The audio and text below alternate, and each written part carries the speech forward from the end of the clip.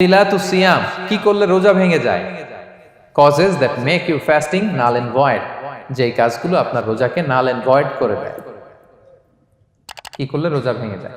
তো এটা বোঝার আগে আমরা যদি রোজার সংজ্ঞাটা বুঝি, রোজা কাকে বলে, সিয়াম কাকে বলে, আপনারা নিজেই বলতে পারবেন কি করলে রোজা ভাঙে। রোজার সংজ্ঞা হচ্ছে আসওমু হুয়াল ইমসাকু আনিল আখলি ওয়া শুরবি ওয়াল জিমাই মিন তুলুইল ফাজরি ইলা গুরুবিশ শামসি মা'আন নিয়্যাহ।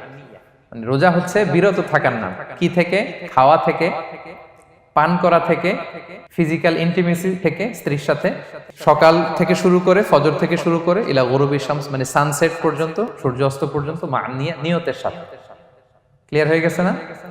রোজা হচ্ছে বিরত থাকার নাম। খাওয়া থেকে বিরত, পান থেকে, ফিজিক্যাল ইন্টারকোর্স থেকে, সকাল থেকে শুরু করে সন্ধ্যা পর্যন্ত নিয়তের সাথে। তো এই সংজ্ঞা থেকেই তো বোঝা যায় কি করলে, খেলে রোজা ভেঙে যায়, ড্রিঙ্কস করলে রোজা ভেঙে যায়, বিবাহিতরা দিনের বেলায় ফিজিক্যাল ইন্টিমেসিতে গেলে রোজা ভেঙে যায়। তো আমরা এবার পয়েন্ট আকারে শুনবো যে কি কি কাজ করলে। এখানে মৌলিকভাবে 3টা জিনিসের কথা বলা হয়েছে, কিন্তু আরো কিছু জিনিস আছে যেগুলো করলে আপনার রোজা ভেঙে যাবে।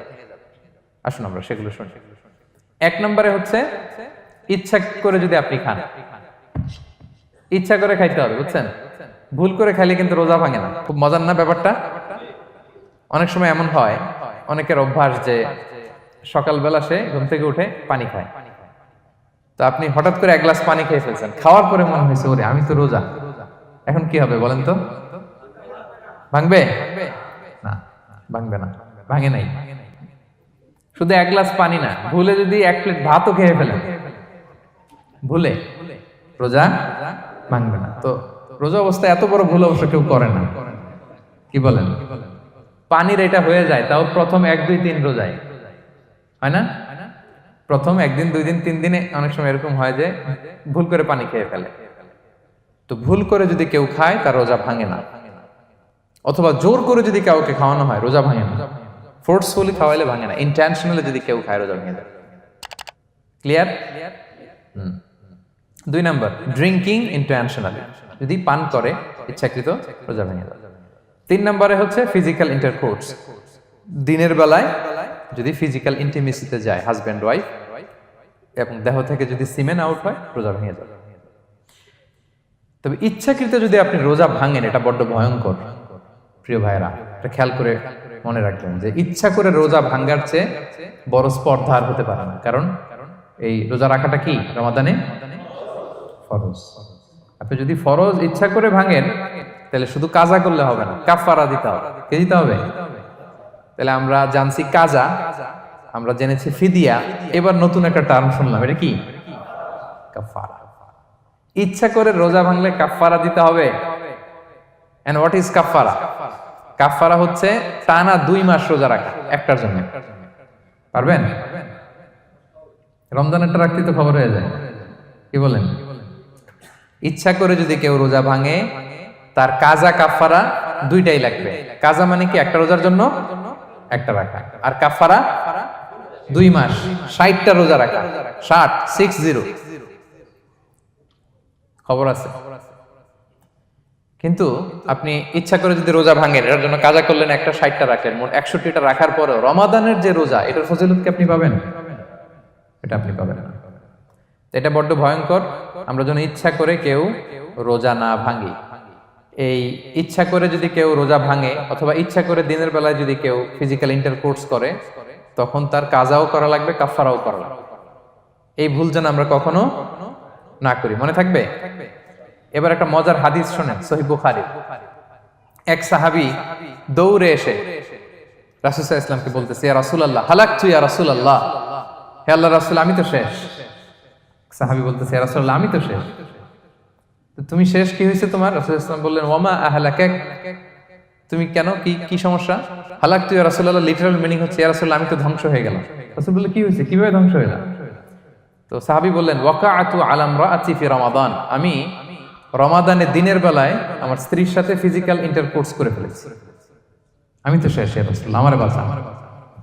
তারপর রাসূল সাল্লাল্লাহু আলাইহি ওয়াসাল্লাম বললেন, হাল তাজিদু মা তা'তিকু রাকাবা, তুমি কি একটা দাস আজাদ করতে পারবে?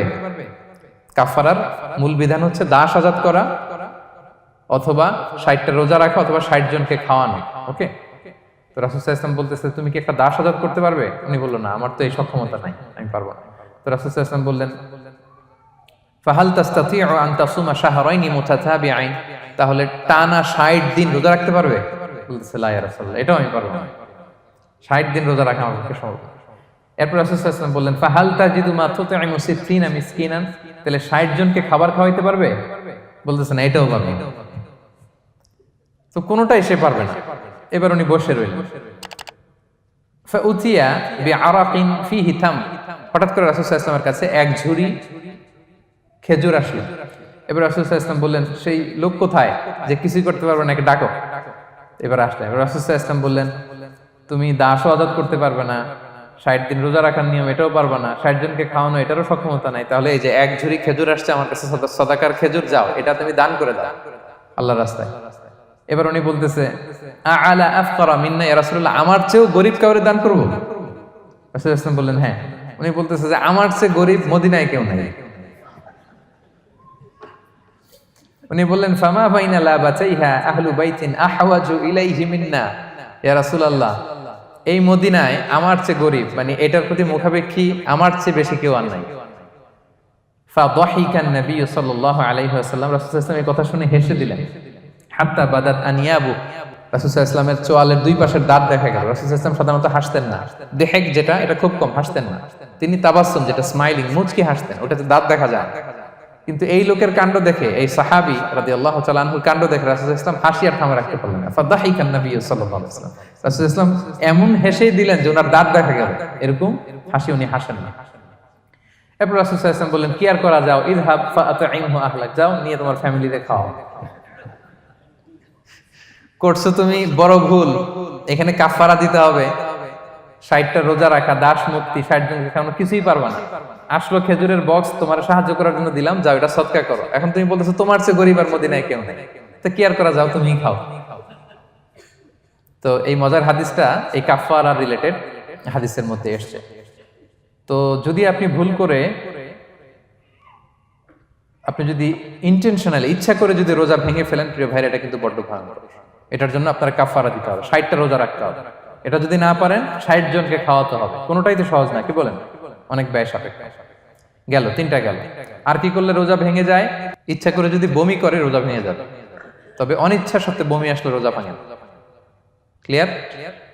রাসূল সাল্লাল্লাহু আলাইহি ওয়াসাল্লাম বলেছেন, মান দারাআহুল কাইউ আই গালাবাহু ফালাইসা আলাইহি কাদা, কেউ যদি অনিচ্ছাকৃত বমি আসে কাজা করা লাগবে না। ওমান ইস্তাকা, কেউ যদি ইচ্ছা করে বমি করে আমদান ফালিয়াকদি, সেজন্য এই রোজাটা কাজা করে। আচ্ছা, 5 নাম্বার হচ্ছে আল ইস্তিমনা, মানে মাস্টারবেশন, হস্তমৈথুনের মাধ্যমে কেউ যদি সিমেন আউট করে তাহলে তার রোজা ভেঙে যাবে, এবং এটার জন্য কাজা কাফারা দুইটাই লাগবে।